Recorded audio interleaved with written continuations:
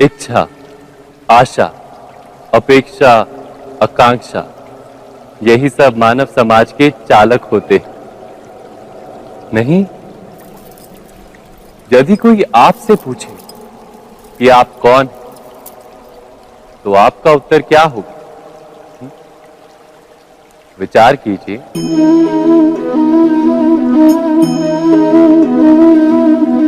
आप तुरंत ही ये जान पाएंगे कि आपकी इच्छाएं ही आपके जीवन की व्याख्या है।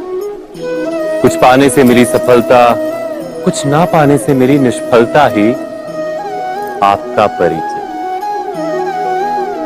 अधिकतर लोग ऐसे जीते हैं कि स्वयं भीतर से मरते रहते हैं, किंतु अपनी इच्छाओं को नहीं मार पाते। इच्छाएं उन्हें दौड़ाती हैं जिस प्रकार मृग तृष्णा मृग को दौड़ाती। परंतु इन्हीं इच्छाओं के गर्भ में ही ज्ञान का प्रकाश भी। कैसे? जब इच्छाएं अपूर्ण रहती और टूटती, तब वहीं से ज्ञान की किरण प्रवेश करती है मनुष्य के हृदय। ना, ये कथा नहीं है केवल इच्छाओं के संघर्ष की, नहीं है केवल महत्वाकांक्षाओं से जन्म लेने वाले भयावह रक्तपात। ये कथा है इच्छाओं के गर्भ से उदित होते हुए ज्ञान की। मैं वासुदेव कृष्ण आप सभी को निमंत्रण देता हूं इस यात्रा पे चलने का, जो जीवन का मर्म सिखाएगी, मनुष्य का धर्म सिखाएगी, कीचड़ से उठकर कमल बनने का कर्म सिखाएगी। और इस यात्रा का नाम है महाभारत।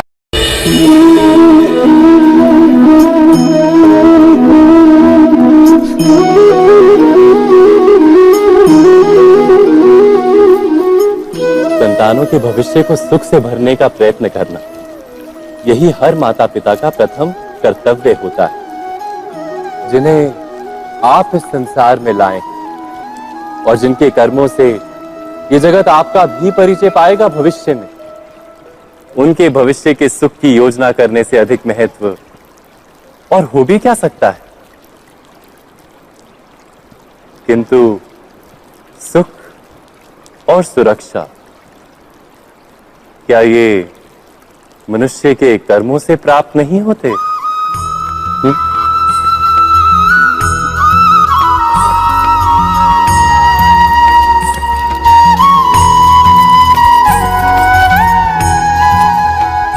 माता पिता के दिए हुए अच्छे या बुरे संस्कार, उनकी दी हुई योग्य अथवा अयोग्य शिक्षा, क्या आज के सारे कर्मों का मूल नहीं? संस्कार और शिक्षा से बनता है मनुष्य का चरित्र। अर्थात माता पिता अपनी संतानों का जैसा चरित्र बनाते हैं, ऐसा ही बनता है उनका भविष्य। किंतु फिर भी अधिकतर माता पिता अपनी संतानों का भविष्य सुरक्षित करने की चिंता में उनका चरित्र निर्माण का कार्य भूल ही जाते हैं। वस्तुतः जो माता पिता अपनी संतानों के भविष्य की चिंता करते हैं, उनकी संतानों को कोई लाभ नहीं होता। किंतु जो माता पिता अपने संतानों के भविष्य की नहीं, उनके चरित्र का निर्माण करते हैं, उन संतानों की प्रशस्ति समस्त संसार करता है। स्वयं विचार कीजिए।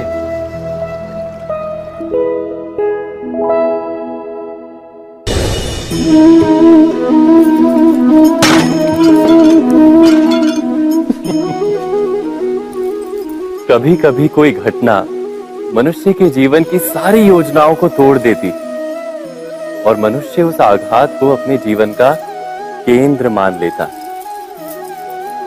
पर क्या भविष्य मनुष्य की योजनाओं के आधार पर निर्मित होते हैं? नहीं।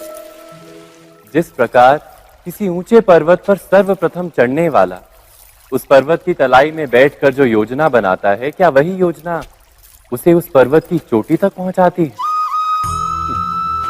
नहीं। वास्तव में वो जैसे जैसे ऊपर चढ़ता है वैसे वैसे उसे नई नई चुनौतियां, नई नई विडंबनाएं, नए नए अवरोध मिलते हैं। प्रत्येक पद पर वो अपने अगले पद का निर्णय करता है।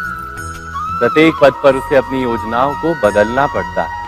कहीं पुरानी योजना उसे खाई में ना ढकेल दे।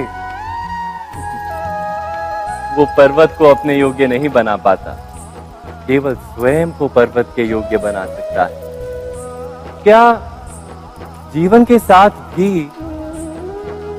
ऐसा ही नहीं? जब मनुष्य जीवन में किसी एक चुनौती को, एक अवरोध को अपने जीवन का केंद्र मान लेता है, अपने जीवन की गति को ही रोक देता है, तो वो अपने जीवन में सफल नहीं बन पाता और ना ही सुख और शांति प्राप्त कर पाता। अर्थात जीवन को अपने योग्य बनाने के बदले स्वयं अपने को जीवन के योग्य बनाना ही सफलता और सुख का एकमात्र मार्ग नहीं। स्वयं विचार कीजिए।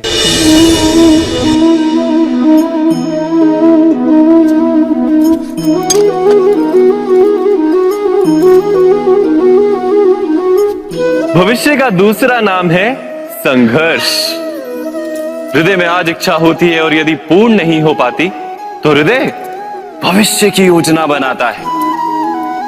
भविष्य में इच्छा पूर्ण होगी ऐसी कल्पना करता रहता है, किंतु जीवन ना तो भविष्य में है ना अतीत में। जीवन तो इस क्षण का नाम, अर्थात इस क्षण का अनुभव ही जीवन का अनुभव। पर हम ये जानते हुए भी इतना सा सत्य समझ नहीं पाते। या तो हम बीते हुए समय के स्मरणों को घेर कर बैठे रहते हैं, या फिर आने वाले समय के लिए हम योजनाएं बनाते रहते हैं और जीवन जीवन बीत जाता है।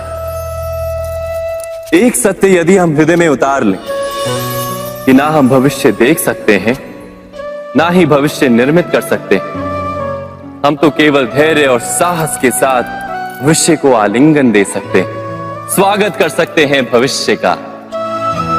तो क्या जीवन का हर पल जीवन से नहीं भर जाएगा?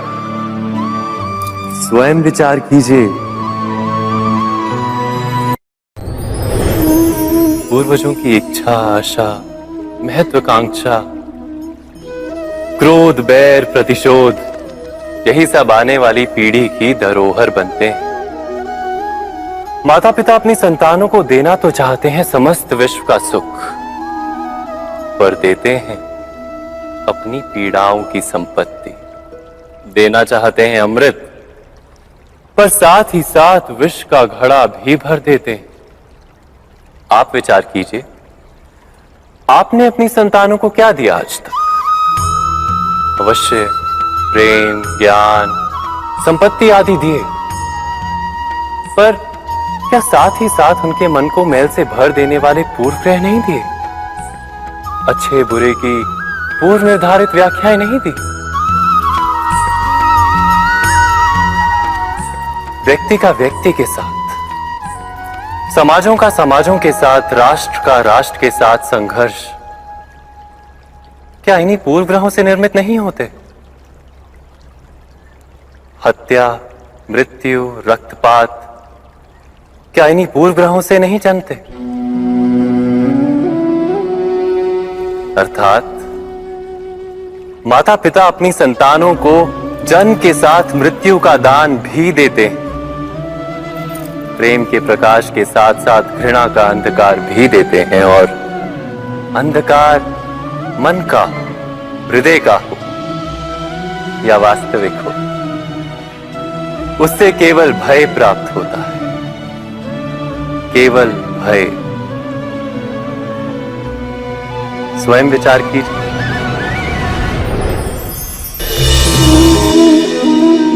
मनुष्य के हृदय में भय का साम्राज्य रहता है सदा।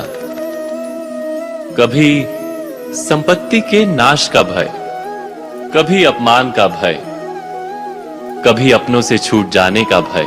इसीलिए भय का होना सबको स्वाभाविक ही लगता है। क्या कभी विचार किया है, जो स्थिति अथवा वस्तु भय को जन्म देती है, क्या वहीं से वास्तव में दुख आता है? नहीं, ऐसा तो कोई नियम नहीं। और सबका अनुभव तो यह बताता है कि भय धारण करने से भविष्य के दुख का निवारण नहीं होता। भय केवल आने वाले दुख की कल्पना मात्र ही है। वास्तविकता से इसका कोई संबंध नहीं है। तो क्या ये जानते हुए भी कि भय कुछ और नहीं, केवल कल्पना मात्र ही है, इससे मुक्त होकर निर्भय बन पाना क्या बहुत कठिन है? अवश्य विचार कीजिएगा।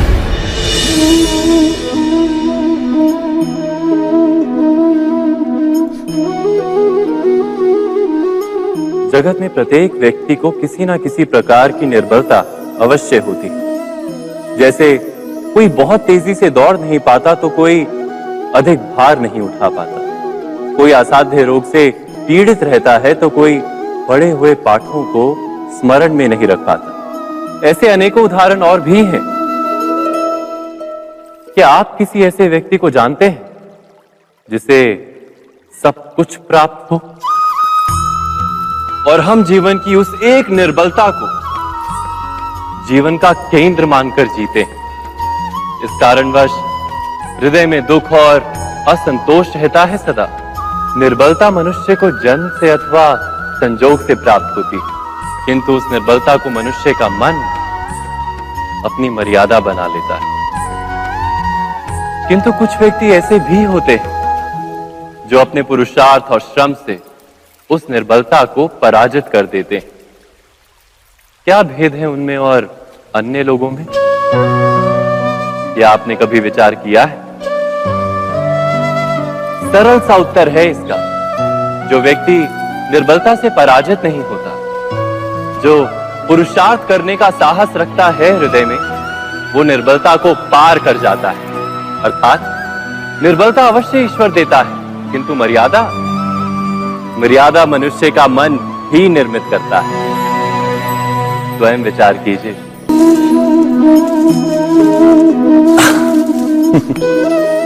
मनुष्य के सारे संबंधों का आधार है अपेक्षा। पति कैसा हो जो मेरा जीवन सुख और सुविधा से भर दे? पत्नी कैसी हो जो सदैव मेरे प्रति समर्पित रहे? संतान कैसी हो जो मेरी सेवा करे, मेरा आदेश माने?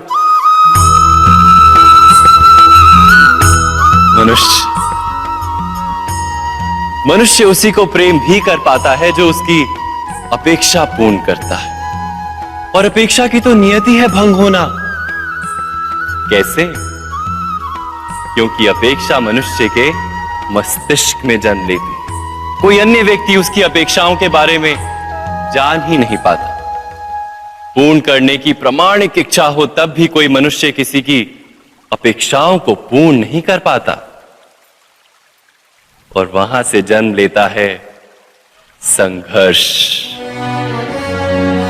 सारे संबंध संघर्ष में परिवर्तित हो जाते। पर मनुष्य अपेक्षा को संबंध का आधार ना बनाए और स्वीकार करे केवल संबंध का आधार, तो क्या ये जीवन स्वयमेव सुख और शांति से नहीं भर जाएगा? स्वयं विचार कीजिएगा।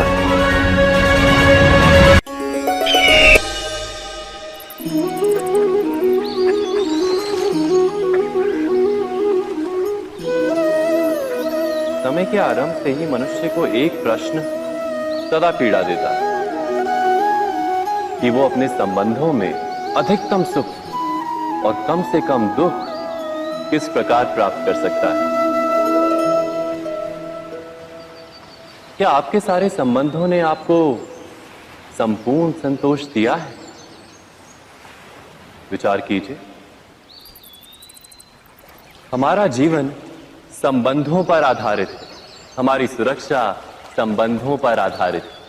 इसी कारण हमारे जीवन के सारे सुखों का आधार भी संबंध है। किंतु फिर भी हमें संबंधों में ही अधिकतर दुख क्यों प्राप्त होते हैं? सदा ही संघर्ष भी संबंधों से ही उत्पन्न क्यों हो जाते हैं? कभी विचार किया है? जब कोई व्यक्ति किसी अन्य व्यक्ति के विचार अथवा कार्य को स्वीकार नहीं करता, उसमें परिवर्तन करने का प्रयत्न करता है, तो संघर्ष जन्म लेता है। अर्थात जितना अधिक अस्वीकार उतना ही अधिक संघर्ष, और जितना अधिक स्वीकार उतना ही अधिक सुख। क्या ये वास्तविकता नहीं? यदि मनुष्य स्वयं अपनी अपेक्षाओं पर अंकुश रखे, अपने विचारों को परखे, किसी अन्य व्यक्ति में परिवर्तन करने का प्रयत्न ना कर स्वयं अपने भीतर परिवर्तन करने का प्रयास करे, तो क्या संबंधों में संतोष प्राप्त करना इतना कठिन? अर्थात क्या स्वीकार ही संबंध का वास्तविक अर्थ नहीं? स्वयं विचार कीजिए।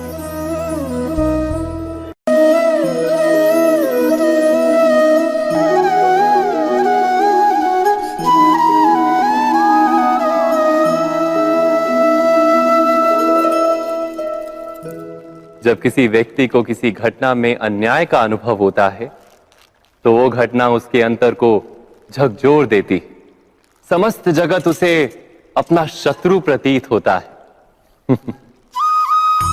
अन्याय लगने वाली घटना जितनी बड़ी होती है, मनुष्य का हृदय भी उतना ही अधिक विरोध करता है। उस घटना के उत्तर में वो न्याय मांगता है, और ये योग्य भी है। वास्तव में समाज में किसी भी प्रकार का अन्याय व्यक्ति की आस्था और विश्वास का नाश है। किंतु ये न्याय क्या है? न्याय का अर्थ क्या है? अन्याय करने वाले को अपने कार्य पर पश्चाताप हो, और अन्याय भुगतने वाले के मन में फिर से विश्वास जगे समाज के प्रति। इतना ही अर्थ है ना न्याय का। किंतु जिसके हृदय में धर्म नहीं होता, वो न्याय को छोड़कर बैर और प्रतिशोध को अपनाता है। हिंसा के बदले प्रतिहिंसा की भावना लेकर चलता है। स्वयं भोगी हुई पीड़ा से कहीं अधिक पीड़ा देने का प्रयत्न करता है, और इस मार्ग पर चलते अन्याय को भुगतने वाला स्वयं अन्याय करने लगता है।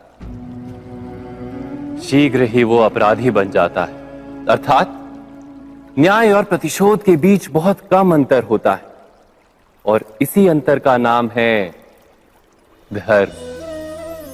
क्या ये सत्य नहीं? स्वयं विचार कीजिए।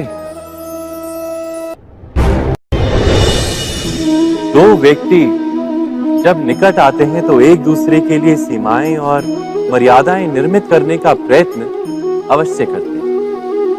हम यदि सारे संबंधों पर विचार करें तो देखेंगे कि इन सारे संबंधों का आधार यही सीमाएं हैं जो हम दूसरों के लिए निर्मित करते हैं। और यदि अनजाने में भी कोई अन्य व्यक्ति इन सीमाओं को तोड़ता है, तो उसी क्षण हमारा हृदय क्रोध से भर जाता है। इन सीमाओं का वास्तविक रूप क्या है? क्या हमने कभी विचार किया? सीमाओं के द्वारा हम दूसरे व्यक्ति को निर्णय करने की अनुमति नहीं देते, अपना निर्णय उस व्यक्ति पर थोपते, अर्थात किसी की स्वतंत्रता का अस्वीकार करते हैं। और जब स्वतंत्रता का अस्वीकार किया जाता है तो उसका हृदय दुख से भर जाता है, और जब वो सीमाओं को तोड़ता है तो हमारा हृदय क्रोध से भर जाता है। क्या ऐसा नहीं होता?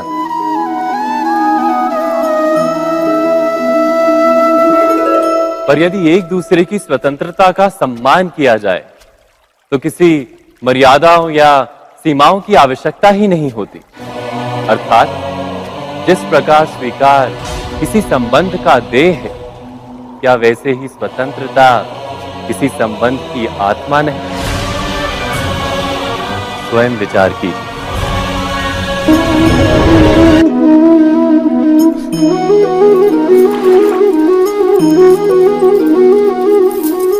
पिता सदा ही अपने संतान के सुख की कामना करते हैं, उनके भविष्य की चिंता करते रहते हैं। इसी कारणवश सदा ही अपने संतानों के भविष्य का मार्ग स्वयं निश्चित करने का प्रयत्न करते रहते हैं। जिस मार्ग पर पिता स्वयं चला है, जिस मार्ग के कंकर पत्थर को स्वयं देखा है, मार्ग की छाया, मार्ग की धूप को स्वयं जाना है, उसी मार्ग पर उसका पुत्र भी चले, यही इच्छा रहती है हर पिता की। निस्संदेह उत्तम भावना है ये, किंतु 3 प्रश्नों के ऊपर विचार करना हम भूल ही जाते हैं। कौन से प्रश्न? प्रथम प्रश्न, क्या समय के साथ प्रत्येक मार्ग बदल नहीं जाते? क्या समय सदा ही नई चुनौतियों को लेकर नहीं आता? तो फिर बीते हुए समय के अनुभव नई पीढ़ी को किस प्रकार लाभ दे सकते हैं? दूसरा प्रश्न, क्या प्रत्येक संतान अपने माता पिता की छवि होता है? हाँ, संतानों को संस्कार तो अवश्य माता पिता देते हैं, किंतु भीतर की क्षमता तो ईश्वर देते हैं। तो जिस मार्ग पर पिता को सफलता मिली है, विश्वास है कि उसी मार्ग पर उसकी संतानों को भी सफलता और सुख प्राप्त होगा। तीसरा प्रश्न, क्या जीवन के संघर्ष और चुनौतियां लाभकारी नहीं होती? क्या प्रत्येक नया प्रश्न एक नए उत्तर का द्वार नहीं खोलता? तो फिर संतानों को नए नए प्रश्नों, संघर्षों और चुनौतियों से दूर रखना, ये उनके लिए लाभ करना कहलाएगा या हानि पहुंचाना? अर्थात जिस प्रकार संतान के भविष्य का निर्माण करने के बदले उसके चरित्र का निर्माण करना श्रेष्ठ है, वैसे संतानों के जीवन का मार्ग निश्चित करने के बदले उन्हें नए संघर्षों के साथ जूझने के लिए मनोबल व ज्ञान देना अधिक लाभदायक नहीं होगा? स्वयं विचार कीजिए। सबके जीवन में ऐसा प्रसंग अवश्य आता है कि सत्य कहने का निश्चय होता है हृदय में, किंतु मुख से सत्य निकल नहीं पाता। कोई भय मन को घेर लेता है।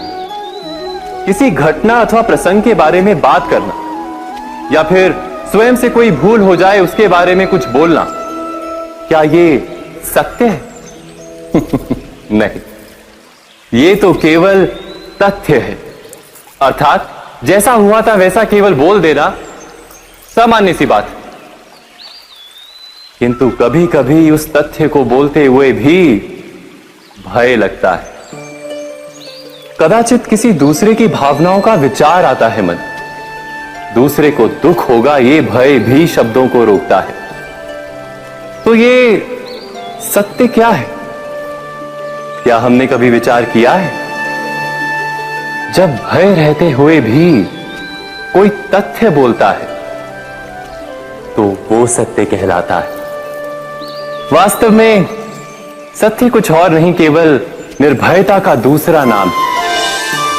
और निर्भय होने का कोई समय नहीं होता, क्योंकि निर्भयता आत्मा का स्वभाव है। अर्थात क्या प्रत्येक क्षण सत्य बोलने का क्षण नहीं होता?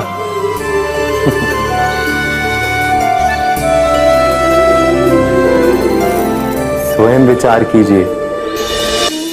जब भी किसी की आशा और इच्छा भंग होती है तो उसका हृदय क्रोध से भर जाता है। जिस व्यक्ति को वो अपना अपराधी समझता है उसे दंड देने का प्रयत्न करता है। पर क्या हमारी इच्छा या आशा का भंग होना क्या सदा ही किसी का अपराध होता है? इच्छाओं के अपूर्ण रहने के तो कई कारण हो सकते हैं। कुछ तो संजोग के कारण अधूरी रह जाती हैं और कुछ नियति के कारण। और कभी कभी इच्छाओं का स्वरूप ही ऐसा होता है कि वो पूर्ण नहीं हो पाती। बिना परिस्थिति पर विचार किए किसी को अपराधी मान लेना न्याय नहीं, प्रतिशोध है। न्याय का आधार तो दया है, करुणा है, और प्रतिशोध का आधार क्रोध, अहंकार। अर्थात हृदय में करुणा धारण किए बिना किसी के अपराध के विषय में विचार करना, किसी को दंड देना क्या अपने आप में ही अन्याय नहीं? स्वयं विचार कीजिए।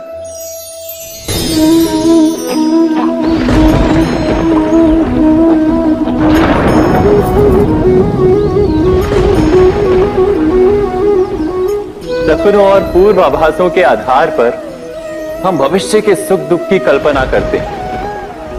भविष्य के दुख का कारण दूर करने के लिए हम आज योजना बनाते हैं, किंतु कल के संकट को आज निर्मूल करने से हमें लाभ मिलता है या हानि पहुंचती है? ये प्रश्न हम कभी नहीं करते। सत्य तो यह है कि संकट और उसका निवारण साथ जनते हैं, व्यक्ति के लिए भी और सृष्टि के लिए भी।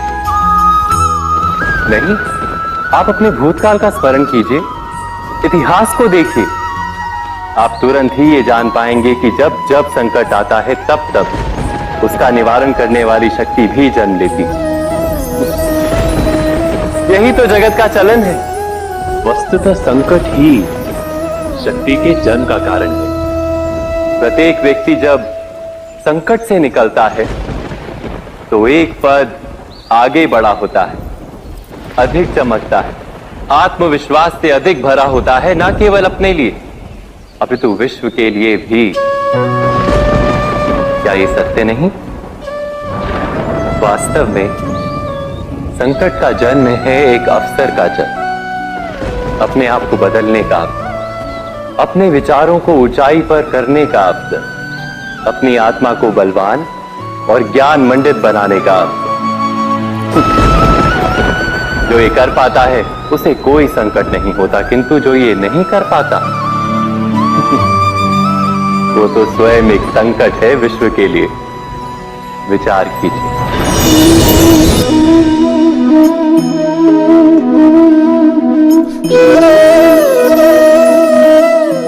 परंपरा में धर्म बसता है और परंपराएं ही धर्म को संभालने का कार्य करती हैं, ये सत्य है। पर क्या केवल परंपरा ही धर्म है? विचार कीजिए। सत्य तो यह है कि जिस प्रकार पाषाण में शिल्प होता है उसी प्रकार परंपरा में धर्म होता है। इस पत्थर में शिल्प है, ये पत्थर शिल्प नहीं। शिल्प को उजागर करने के लिए उसे तोड़ना पड़ता है, अनावश्यक भागों को दूर करना पड़ता है। ठीक उसी प्रकार परंपराओं में धर्म ढूंढना पड़ता है। जिस प्रकार इंद्र पूजा की परंपरा को तोड़कर गोवर्धन पूजा का धर्म ना ढूंढा जाता तो यादवों को उनकी मुक्ति का मार्ग नहीं मिल पाता। अर्थात परंपरा को पूर्णता छोड़ देने वाला धर्म से वंचित रह जाता है और परंपरा का अंध अनुकरण करने वाला भी धर्म को प्राप्त नहीं कर पाता।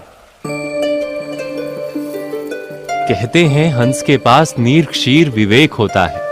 दूध में मिले पानी को छोड़कर केवल दूध ही ग्रहण करता है। तो क्या सच्चा धर्म प्राप्त करने के लिए हृदय में ज्ञान से जन्मा विवेक आवश्यक है? और ऐसे विवेक के बिना जिसे धर्म मान भी लिया जाए, जो वास्तव में धर्म ना भी हो, ऐसा भी तो हो सकता है। स्वयं विचार कीजिएगा।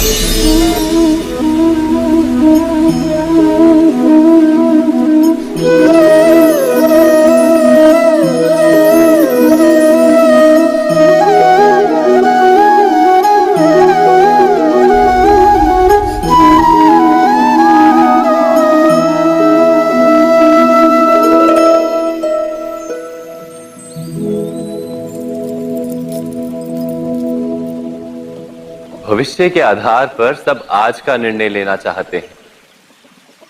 भविष्य में सुख मिले, भविष्य सुरक्षित हो, ऐसे निर्णय आज लेने का प्रयत्न रहता है सबका। आप अपने जीवन को देखिए।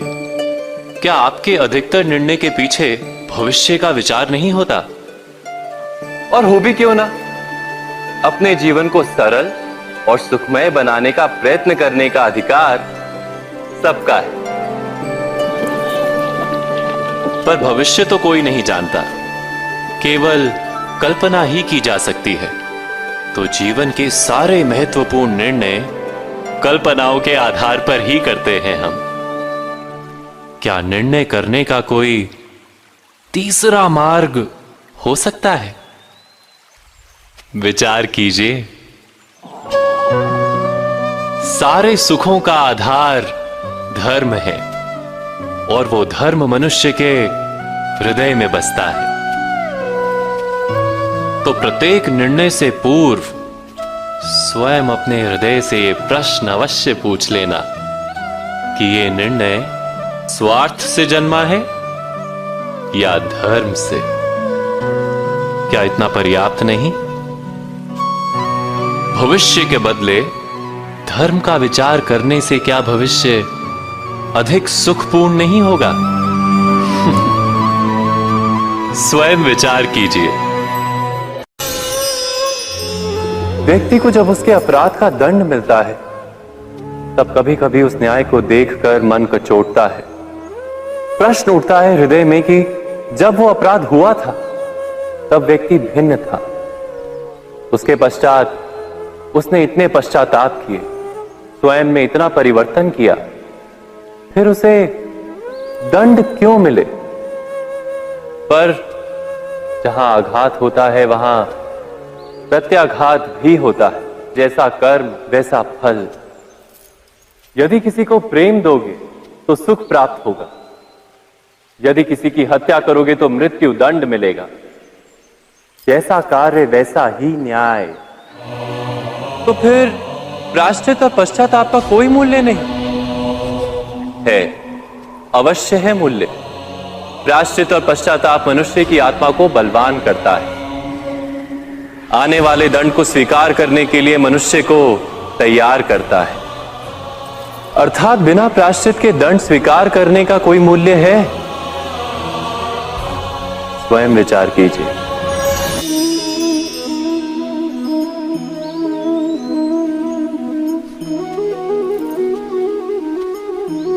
जब अपने किसी अच्छे कार्य के उत्तर में दुख प्राप्त होता है अथवा किसी को उसके दुष्ट कार्य में सुख मिलता है, तो मन अवश्य ये विचार करता है कि अच्छा कार्य करने का, धर्म के मार्ग पर चलने का तात्पर्य क्या है। पर दुष्ट आत्मा को क्या प्राप्त होता है, ये भी देखिए। दुष्टता करने वाला हृदय सदा चंचल रहता है, अकुलाता रहता है। मन में सदा नए नए संघर्ष उत्पन्न होते हैं। अविश्वास उसे जीवन भर दौड़ाता है।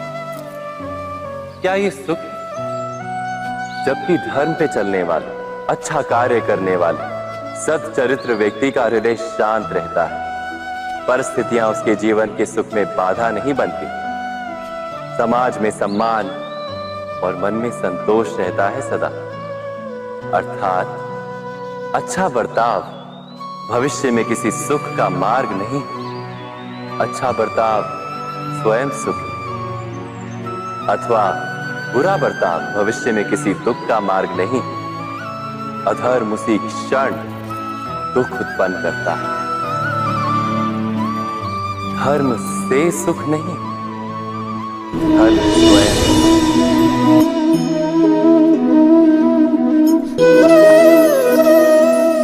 सत्ता की लालसा सबके हृदय को घेरे रहती है। प्रत्येक व्यक्ति अपना एक राष्ट्र निर्मित करने का प्रयत्न अवश्य करता है। फिर वो राष्ट्र गुरु राष्ट्र की भांति बहुत बड़ा हो या फिर अपने परिवार तक सीमित हो, वो सत्ता प्राप्त करने का प्रयास अवश्य करता है। किंतु सत्ता का वास्तविक रूप क्या है? क्या हमने कभी विचार किया है? एक मनुष्य जितने अधिक लोगों के जीवन को प्रभावित कर सके, जितने अधिक लोगों के जीवन की स्वतंत्रता पर अंकुश रख सके, उतनी ही अधिक सत्ता का अनुभव करता है वो। सत्ता का वास्तविक रूप ही है अन्य के जीवन पर स्वयं का प्रभाव।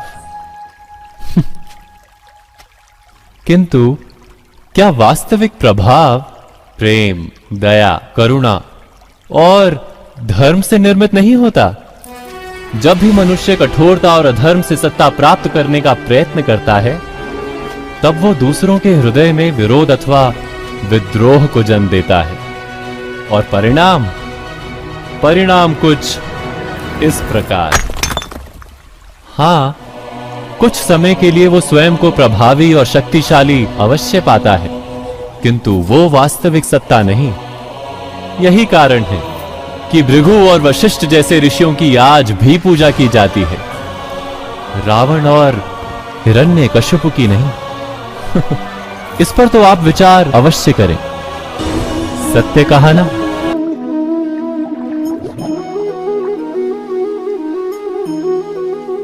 इस संसार में आने वाला प्रत्येक बालक संपूर्णतः संस्कार रहित होता है। उसके अंतर पर ना किसी अच्छे संस्कार के चिन्ह अंकित होते हैं, ना ही बुरे संस्कार के। अर्थात जन्म से बालक में ना कोई गुण होता है और ना ही कोई दोष। तो ये दोष अथवा गुण किस प्रकार प्राप्त होते हैं? क्या हमने कभी विचार किया है?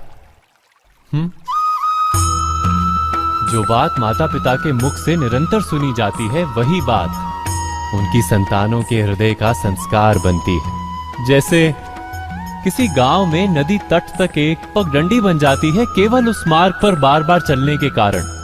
अर्थात माता पिता के हृदय की इच्छाएं उनकी संतानों के हृदय का दोष अथवा गुण बनकर जन्म लेती हैं। क्या ये सत्य नहीं? पर फिर भी जब उनकी संतानों में कोई दोष दिखाई देता है, तो माता पिता आश्चर्य और दुख से भर जाते हैं। माता पिता का हृदय ये प्रश्न करता है कि उनकी संतानों में ये कुसंस्कार आए कहां से। सत्य तो यही है कि माता पिता अपनी संतानों को अनजाने में ही कुसंस्कार के बीज दे देते हैं, जो उनके संतानों की हृदय भूमि पर कुसंस्कार का वृक्ष बनकर उगता है। अर्थात अपनी संतानों को सुसंस्कारी और धर्ममय बनाने की आशा रखने वाले प्रत्येक माता पिता को प्रथम अपने हृदय की इच्छाओं पर अंकुश रखना क्या अनिवार्य नहीं?